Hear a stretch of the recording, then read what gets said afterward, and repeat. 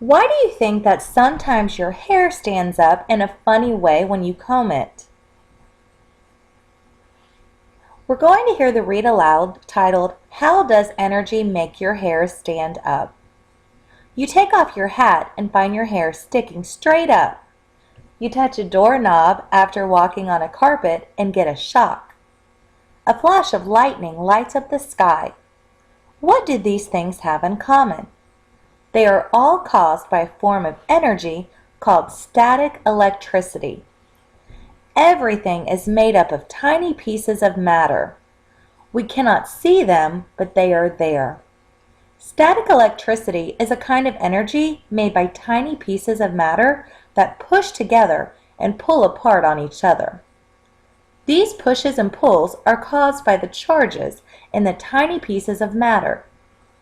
These charges are called protons and electrons. When you use magnets, you can see how some of these tiny pieces of matter attract, push together, or how some of them repel, pull apart. Charges can build up on one object and jump to another object. This creates static electricity. You can create static electricity by rubbing two objects together. If you rub a balloon against your hair, charges, or electrons, move from the balloons to your hair. Now your hair has extra electron charges.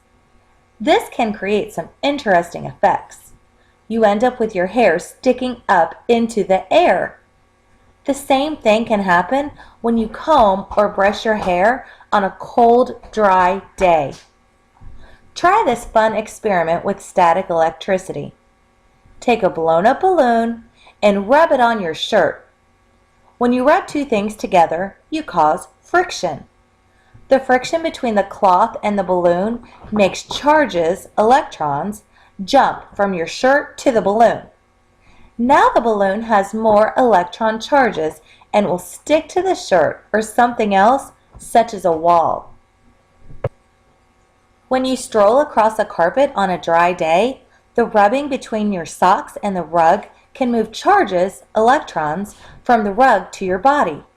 The buildup of electron charges gives your body an electric charge. If you touch a doorknob or other metal object, electrons may jump from your body to the object. You may see a spark. You may even feel a slight shock. Speaking of sparks, have you seen a giant streak of lightning during a storm?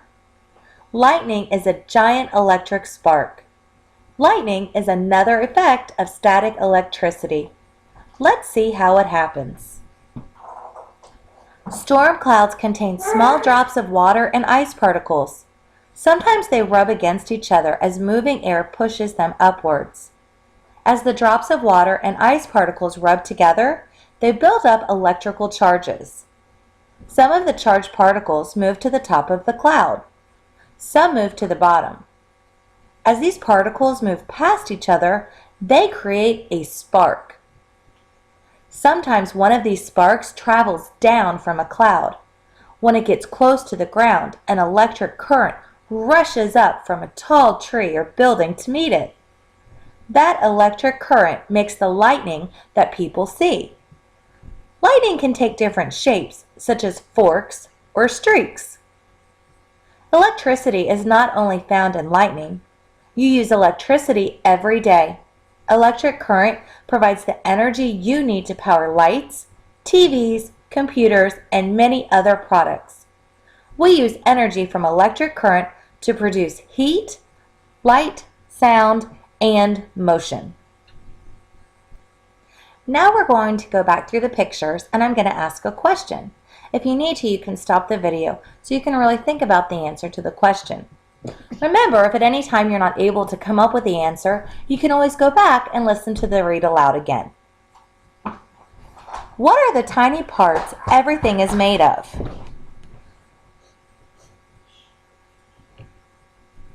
What is one form of energy called?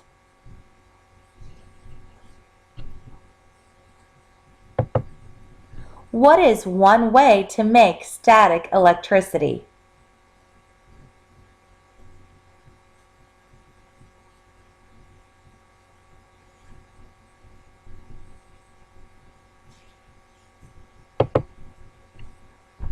What might happen when you walk across a carpet on a dry day and then touch metal?